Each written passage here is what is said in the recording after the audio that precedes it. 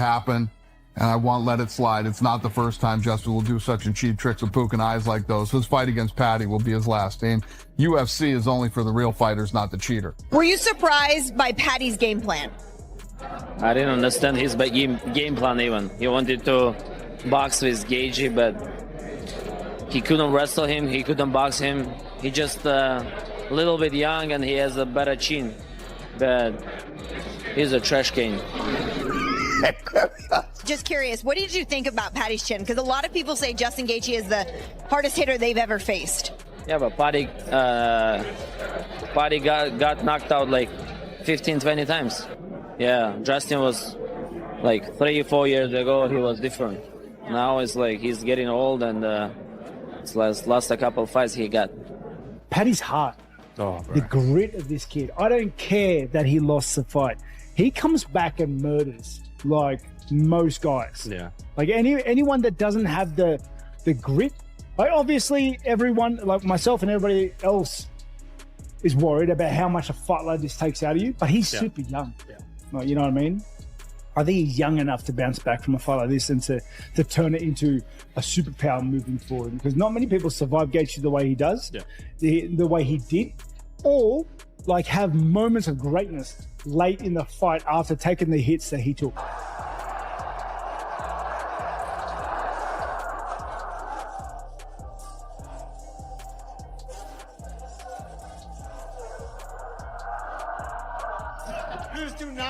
That Scalzer does not get knocked out. Oh my God. I just felt like I did enough. I just felt like I did enough to get the job done. Paddy is getting the beat out of him right now. It looks like, Jesus, this might not end well. It was almost like he understood the assignment. We're on Paramount. There's a new network. There are going to be new fans. We need to introduce them to what the UFC is. I think after watching that, everybody that was tuned in are going to be lifelong fans of the UFC. Because on this special night, there is not a sport in the world that can compare to the UFC, and tonight we have one of those special nights. Once all the chaos died down and the dust finally settled, everybody stopped wondering who was gonna win. Instead, they started breaking down exactly how this massive showdown went down inside that cage. You were saying stuff like, well, his entrance is good and it's all well and good to get the fans, but he needs to be able to fight. Obviously, we've seen him have great wins before, but to show the durability he had in that fight tonight, do you feel like even though he lost, he will be considered one of the best in that division moving forward? No doubt about it. I mean, he was the favorite tonight. I think that's what fucked him. Every other one, he's the underdog, and everybody thinks he's going to lose. Tonight, he's the favorite. I don't think that his game plan was the greatest. Obviously, tonight he showed he is tough, he is durable, and almost impossible. I mean, especially against Gaethje. And you're eating those punches from him.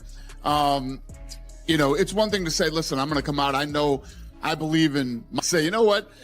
It's the third round. I got 2 rounds left. I might want to try to take him down.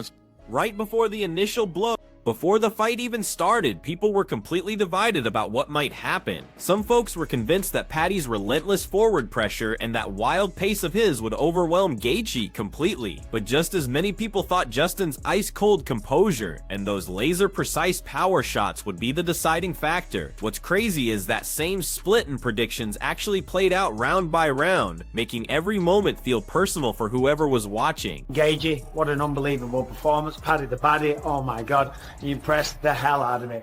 Incredible. He'll learn from that, but I tell you what, he's got what you can't teach. Heart, grit, determination, all that shit. Yeah, you can make tweaks.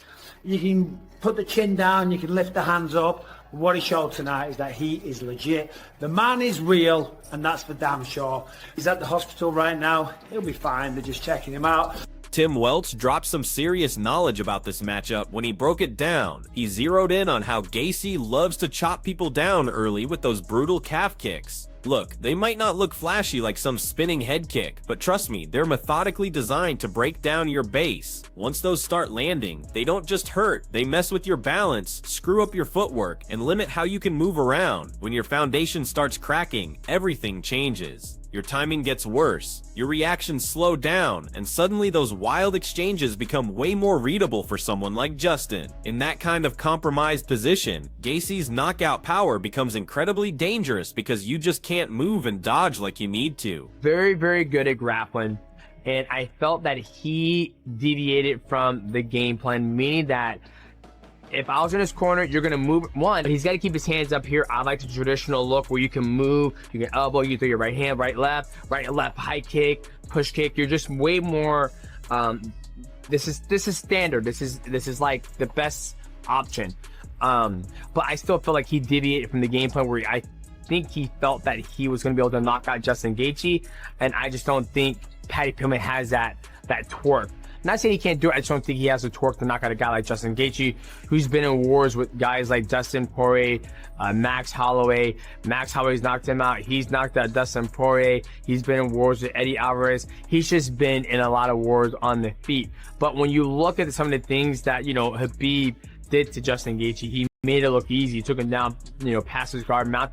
Here's where things get dangerous though. The moments that put Paddy in serious trouble usually came during those explosive rushes of his. When he'd charge forward with all that energy and aggression, sometimes his defense would lag behind his offense. Against a precision striker like Gaethje, even half a second can mean the difference between landing a shot and getting knocked out cold. Those brief lapses in his guard left his chin exposed, left there for Justin to target during those chaotic exchanges. From Tim's perspective, it was a pretty simple equation. Just one perfectly timed counter from Gaethje, and this whole fight could end instantly. The danger in those moments was about as high as it get.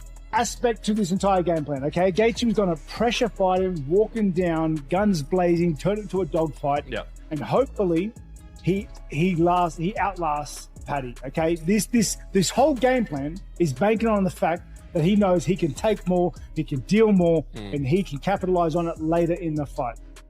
Okay, because and to be fair, he's got legs to walk with that because he's done it time and time again. And round 3, we saw him be like, okay, I'm gonna take this round off. I'm gonna back up a little bit. Yeah, dude, I'm gonna stay at mid range. I'm not gonna walk you down and just let you come back a little bit, try to build some energy. and everyone was worried. Like honestly, I saw like a glint of disinterest from Gaethje. You know what I mean? Like I don't know, it was weird. But then round 4 just puts his foot back on the pedal, maybe knowing he's got 2 rounds left. Bar fight Gaethje. It was Gaethje of old. It was. Even with that constant threat of a fight-ending shot hanging over every exchange, Tim didn't see this as just some striker versus grappler matchup. He's absolutely right about that. As the rounds wear on, especially at this elite level, game plans usually break down and fights like this turn into beautiful chaos. Scrambles on the ground, dirty boxing against the fence, these grinding sequences that can completely change the pace of the fight. Those messy scramble situations are exactly where Paddy does his best work. He's got this incredible ability to drag opponents into these exhausting sequences that can flip the momentum completely. He might look hurt or off balance for a second, but then suddenly through sheer will and that constant pressure, he creates an opportunity to take control and turn everything around.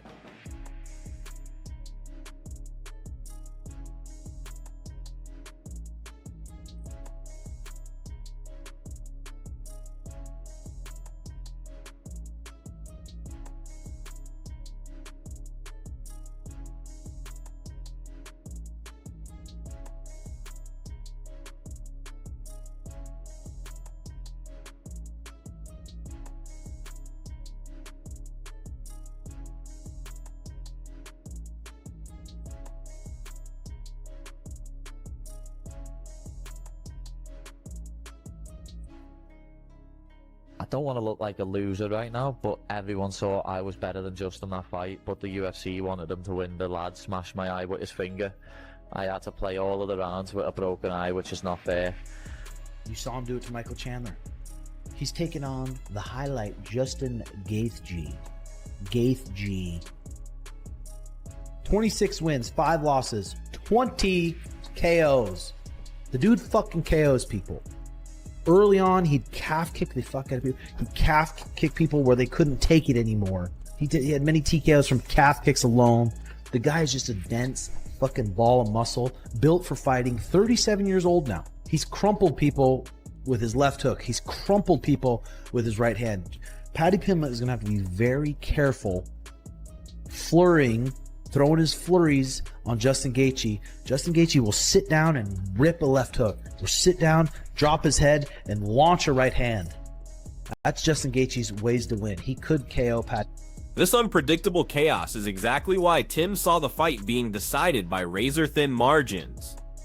We're talking about a situation where one clean shot could completely change the trajectory in seconds. The stakes stayed that high throughout. Despite all that constant danger, Welch actually leaned slightly toward Paddy. His reasoning came from believing that out of all the possible ways this fight could unfold, Paddy would find his path to victory more often than not. What's really telling about this breakdown, though, is that he admitted none of those paths felt safe or obvious for Paddy. It would always be a messy, dangerous journey, but one where his unique skills gave him a slight edge in the sheer number of ways to win. Justin Gaethje with the title around his waist, he earned it. Justin Gaethje's fought all these fucking monsters his whole goddamn career. Edson Barbosa, Donald Cerrone, Eddie Alvarez, Dustin Poirier, Khabib, Michael Chandler, Charles Oliveira, Fiziev twice, Dustin Poirier again, Max Holloway. Like, holy shit. He's fought the elite. So I'd love to see Justin Gaethje get it done. If I had to put, fuck, this is hard. If someone gave me $10,000 to bet with, and they said, hey, put it on who you think's gonna win. God. I'm gonna say 60-40. 60-40. 40% chance that Justin Gaethje knocks Paddy Pimblett out. Hits him on his chin. When Paddy Pimblett's flurrying, hits him right on his fucking, hits him right on the scouser chin. Boom. Gets dropped. 40% chance, I think. 60% chance this fight, Justin's not able to find him. It's a little bit, it's like a spastic, weird style. He's not able to find his chin. If Paddy Pimblett puts him on his back, it's going to be a long night for Justin. With every punch thrown and every kick landed, the expert opinions stayed completely split. It was like watching two totally different combat philosophies clash. One side argued that Paddy's wild, unconventional movement combined with his deep grappling instincts would drown Gaethje in pure chaos. They thought he could drag Justin into uncomfortable positions for extended periods, taking him out of his element. The other camp put all their faith in Justin's legendary composure, his fight-ending power, and that surgical precision. They figured Gaethje would make Paddy pay dearly for every reckless advance, every sloppy exchange. This fundamental disagreement made the actual fight something special, where literally every exchange felt like it could rewrite the entire narrative. The energy in the arena with the analysts among the fans. It all shifted constantly because neither fighter let the other get comfortable. Will you be served with Pimblett? Maybe. Gaethje, experience, good striker. He's well-rounded everywhere, but he's got to use the assets of a smaller guy. We've seen it, where you got to box, you got to use your legs, you got to set traps. You know, he's got the capability of doing that. Outmaneuver, outflank Pimblett. You know, Pimblett, let me tell you, he has improved a lot over the last 2 years. He really has, bud. He has gotten better. He's gotten more. You could see he's come into his own.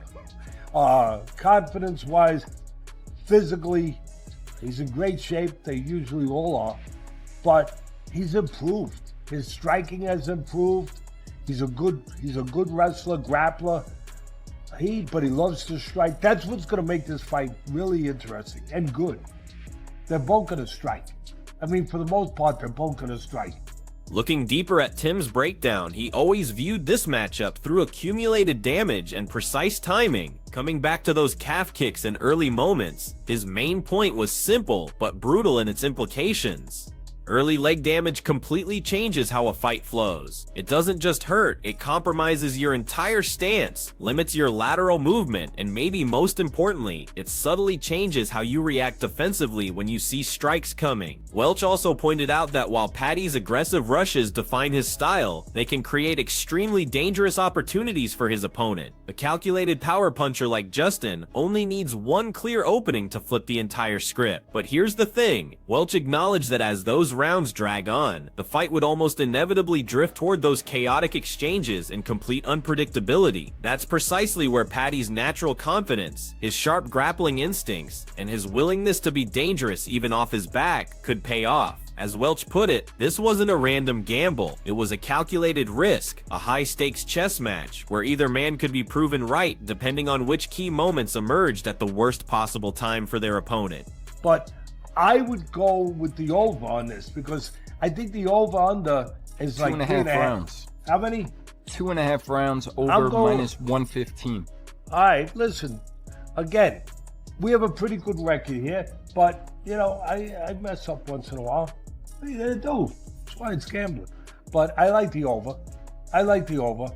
I mean, if Gaethje fights the perfect fight, you never know. You never know. But I know who the judges are probably favoring. Oh, did I say that? I'm sorry.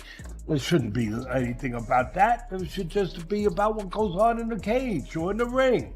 But I can't help myself but think about things that I see.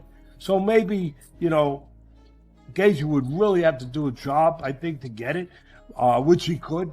But I think I probably favor Pimblett a little bit. But at the end of the day, if I had to put my bucks down, Teddy Atlas brought a veteran tactician's eye to this whole matchup, and his insights were compelling. He emphasized how crucial it was for Gaethje to stick to smart footwork and disciplined positioning rather than just planting his feet and brawling like it's some street fight. Atlas kept hammering home that Justin's experience only matters if he uses it wisely and doesn't get sucked into a wild slugfest just because the crowd wants it. That would be a tactical error. At the same time, though, Atlas gave Paddy real credit for how much he's evolved both physically and mentally. He described him as significantly stronger, more composed under pressure, and much better at handling those extended exchanges. Atlas ultimately felt that youthful energy and raw determination have a unique power to emerge late in fights, especially when fatigue sets in and decision-making starts to suffer. From his perspective, Paddy had much more ability to adapt and adjust his approach throughout the rounds without losing his core identity as a fighter or breaking under the pressure. This capacity to evolve and absorb punishment both physically and mentally can make a massive difference in a fight that goes deep into the championship round. If he can eat it, I can see Paddy catching Gaethje and maybe almost like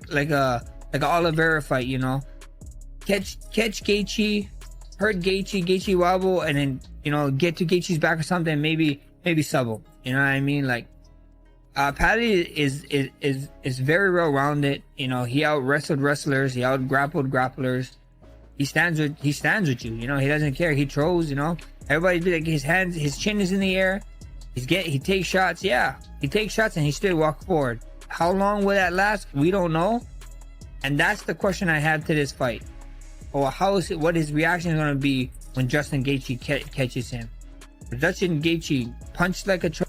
Max Holloway, always straight to the point, boiled down this entire complex matchup to one brutal question. Could Paddy actually survive Gaethje's legendary finishing power without falling apart? It's a devastatingly simple question, but it cuts right to what makes Justin such a dangerous opponent. Max's take was this: if Paddy showed the raw toughness and mental fortitude to weather that storm of strikes, then he definitely had the natural ability to turn those scary disadvantageous positions into grappling control and sudden momentum swings. In a fight at this level, those kinds of shifts can completely reverse everything in an instant. Holloway also made it clear that unlike many other fighters, Gaethje never needs to land a ton of shots to change a fight's direction. Each well-placed punch and kick he connects carries genuine fight-altering consequences. It only takes one perfectly timed bomb from Justin to instantly erase an entire round of hard work before Paddy can even get into any kind of rhythm. Finally, Murray noticed this whole contest as a genuine coin flip, a complete 50-50 proposition. He laid out two brutal, unforgiving scenarios for the fight, emphasizing there was virtually no middle ground whatsoever. It would go one of two ways. Either Justin would systematically break down Paddy through constant accumulating damage until he simply couldn't function effectively anymore, or Paddy would somehow survive that initial onslaught long enough to drag the fight into those chaotic, energy-draining grappling exchanges where momentum would slowly but surely shift away from Justin. From his view, the deciding factor wasn't just skill alone, since both fighters clearly had what it takes to win. Instead, it came down entirely to pain tolerance and the ability to make smart decisions under extreme pressure. His key insight was this: over potentially 5 grueling rounds with fatigue and damage inevitably building up, the mental and physical toughness to keep enduring that punishment while still finding the right moments to capitalize is what determines who walks away victorious when everything's on the line.